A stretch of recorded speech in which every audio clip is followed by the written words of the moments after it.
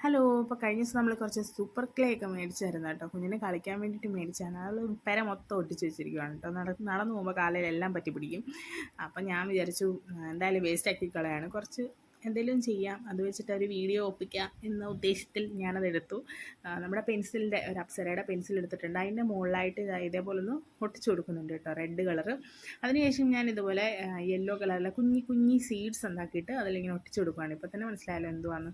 നമ്മുടെ സ്ട്രോബെറി ആണ് ഉദ്ദേശിക്കുന്നത്, എന്തായി തീരുമോ. ഇതെല്ലാം ഒന്ന് കവർ ചെയ്തതിന് ശേഷം നമ്മൾ നമ്മുടെ ഗ്രീൻ കളർ വെച്ചിട്ട് ഒന്ന് ലീഫ് പോലൊക്കെ ഒന്ന് സെറ്റ് ചെയ്യുന്നുണ്ട് കേട്ടോ.